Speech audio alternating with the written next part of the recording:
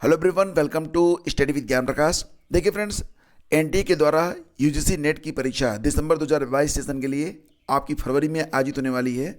और इसी के साथ साथ जो लोग जून 2023 की परीक्षा में नेट की परीक्षा देना चाहते हैं तो उनके लिए भी डेट जो है वो डिक्लेयर की जा चुकी हैं। परीक्षाएं जून में करवाई जाएंगी।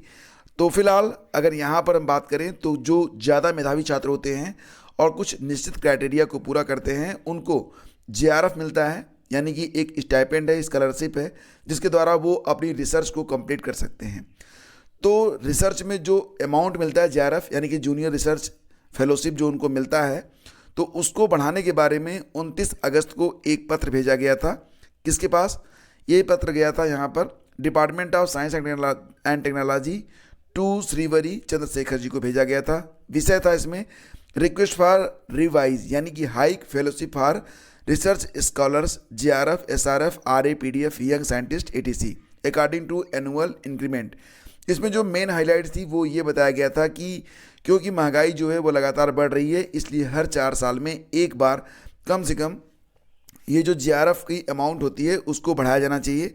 इसके अलावा अगर देखा जाए तो disbursement of a regular fellowship from the funding agency और popular infrastructure and policy for the research in India और मेडिकल सुविधाएं, ये 4 चीज़ें यहाँ पर मांगी गई थी। ये 4 मुख्य मुद्दे थे जो कि उठाए गए थे। फिलहाल फ्रेंड्स, इन मुद्दों पर एक बहुत ही हाई लेवल की मीटिंग हुई है जिसके बारे में ट्विटर के माध्यम से हमें जानकारी मिल रही है। इसमें बताया जा रहा है, जैसा कि आप देख रहे हैं, कि एक high level inter ministerial meeting, ये जो मुद्दा था इसके रिव्यू के लिए आयोजित किया गया है और इसमें कई उच्च अधिकारी जो है शामिल हुए हैं।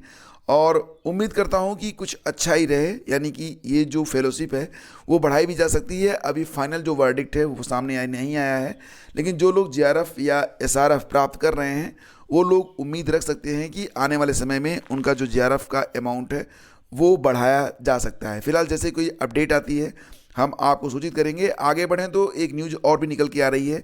मैंने इसके बारे में कल ही आपको अपडेट दे दिया था कि फिलहाल जो जानकारी निकल के सामने आ रही है उसके मुताबिक यूपी ट्रिपल सी वीडियो 2018 की पुनः परीक्षा ये अप्रैल के अंतिम सप्ताह या फिर मई में करवाई जा सकती है।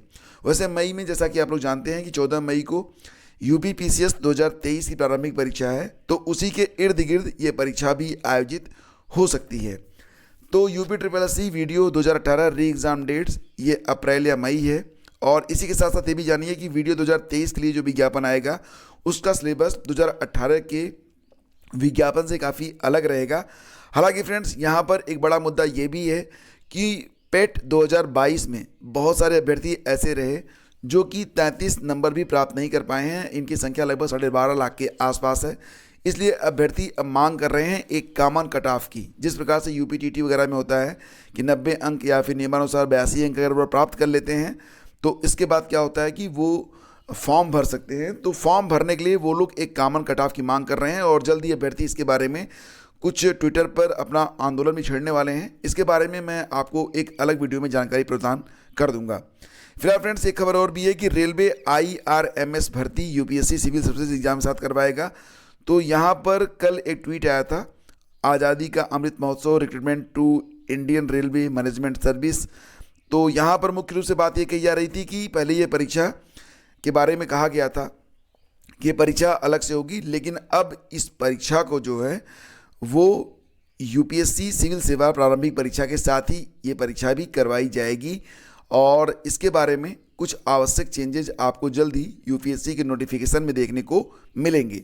तो रेल मंत्रालय भारतीय रेल प्रबंधन सेवा यानी कि आईआरएमएस के लिए अधिकारियों की भर्ती सिविल सेवा परीक्षा 2023 से ही करेगा। पहले आदेश दिया गया था कि लोक सेवा आयोग के जरिए विशेष तौर पर डिजाइन आईआरएमएस परीक्षा से इसका चयन किया जाए, लेकिन मंत्रालय ने गुरुवार को इसके विपरीत निर्णय लिया है। मतलब ये कि अब ये जो परीक्षा होनी है ये परीक्षा अब सिविल सेवा प्रारंभिक परीक्षा के साथ ही करवाई जाएगी, जिसके लिए बहुत जल्द ही आवेदन की प्रक्रिया जो है वो स्टार्ट करवाई जाएगी। ध्यान रखिएगा कि आईआरएमएस परीक्षा से इंजीनियरिंग और कॉमर्स के परीक्षार्थियों को ज़्यादा फायदा मिलेगा। उन्हें सिविल सेवा परीक्षा के साथ आईआरएमएस के रूप में एक और विकल्प मिलेगा जो केवल उन्हीं के लिए रहेगा। ठीक है। और देखो फ्रेंड्स, अगर आप यूपीएससी की वेबसाइट यूपीपीएससी की वेबसाइट पर उत्तर प्रदेश लोक सेवा आयोग की जो वेबसाइट है उस पर आप विजिट करेंगे तो फरवरी माह में जो विज्ञापन जारी होने हैं उसके बारे में पूरी जानकारी यहाँ पर दी गई है। यहाँ पर बेसिकली मैं फोकस करना चाहता हूँ क्रम संख्या 1 पर, जिसमें बताया गया है कि सम्मिलित राज्य प्रवर अधीनस्थ सेवा यानी कि PCS 2023 का जो नोटिफिकेशन है वो फरवरी के तीसरे सप्ताह में जारी किया जाएगा। देखो फ्रेंड्स, यहाँ पर PCS 2023 में शिक्षा जगत से जुड़े हुए कुछ महत्वपूर्ण पदों की भर्ती भी की जाती है। लाइक एज अगर आप बनना चाहते हैं यहाँ पर जिला बेसिक शिक्षा अधिकारी यानी कि BSA, तो शिक्षा विद्यालय निरीक्षक और अन्य समकक्षीय प्रशासनिक पद जिला प्रशासनिक अधिकारी के लिए यहाँ पर आप देखेंगे तो अगर आप PG हैं, किसी भी विधा से अगर आप PG हैं तो आप आवेदन कर सकते हैं। यानी कि BSA के पद भी PCS 2023 के माध्यम से भरे जाएंगे। 2022 का नोटिफिकेशन है ये, जिसमें ये जानकारी मिली है। और साथ ही साथ जो लोग डाइट प्रवक्ता के तौर पर काम करना चाहते हैं उनके लिए भी PCS एक अवसर है, और PCS के माध्यम से ही वरिष्ठ प्रवक्ता जिला शिक्षा और प्रशिक्षण संस्थान के लिए डाइट प्रवक्ता जिसको आप कहते हैं, तो उसकी नियुक्ति की जाती है। इसके लिए जो एलिजिबिलिटी है वो ये होती है कि आपने B.Ed किया हुआ हो और आप PG हो, तो आप इसमें आवेदन कर सकते हैं। नोटिफिकेशन बहुत जल्दी जारी हो जाएगा, इसके बाद बाकी की जानकारी आपको मिल जाएगी। और प्रक्रिया तो वही फॉलो करनी होती है जो कि UP PCS के जो अभ्यर्थी होते हैं फॉलो करते हैं, ठीक है। इसके बाद आगे बढ़ें तो असिस्टेंट प्रोफेसर के चयनितों से 20 तक मांगे गए अभिलेख। तो UPHESC ने विज्ञापन संख्या 50 के तहत असिस्टेंट प्रोफेसर पद के लिए मुख्य सूची और प्रतीक्षा सूची में चयनित अभ्यर्थियों को 20 फरवरी तक अपने मूल अभिलेख प्रस्तुत करने का अंतिम अवसर दिया है। 2 दर्जन से अधिक अभ्यर्थी हैं जिन्होंने साक्षात्कार के वक्त मूल अभिलेख प्रस्तुत नहीं किए थे, इसी वजह से उनका चयन औपबंधिक रूप से किया गया है। तो दोस्तों ये थी आज की पूरी अपडेट। और केंद्रीय विद्यालय संगठन के लिए TGT PGT और जो बाकी परीक्षाएं होनी हैं 7 तारीख से होनी है। तो जैसा कि मैंने आपको बताया था कि परीक्षा से 2 दिन पहले ही एडमिट कार्ड जो होंगे वो जारी होंगे। तो उसके पहले जो अभ्यर्थी हैं वो वेबसाइट पर जाकर अपना परीक्षा केंद्र चेक कर सकते हैं कि कहाँ पर और किस तारीख उनकी परीक्षा होगी। एग्जैक्ट जो उनका टाइम टेबल होगा यानी कि एग्जैक्ट उनका वेन्यू यानी कि टेस्ट सेंटर और पाली वगैरह की जानकारी उनको 2 दिन पहले मिला करेगी। फिलहाल यहाँ पर करंट अफेयर के लिए अब समय नहीं बचा है। वैसे भी करंट में की तैयारी करने के लिए इतना वक्त था नहीं कि अभ्यर्थी तैयारी कर पाते। तो 500 क्वेश्चंस जो कि लास्ट 6 मंथ के हैं उसके लिए मैं वीडियो बना के लगातार अपलोड कर रहा हूँ। तो रोज़ 50 या 100 प्रश्न रहते हैं। जल्दी ही ये सीरीज पूरी होने वाली है, तो इसके लिए एक अलग से प्लेलिस्ट मैंने बना दी है, आप जाकर सारे वीडियोज एक साथ वॉच कर सकते हैं। तो दोस्तों आज के इस न्यूज़ सेशन में बस इतना ही। जल्दी मिलते हैं आपसे एक नए वीडियो में। आज्ञा दीजिए, नमस्कार, जय हिंद।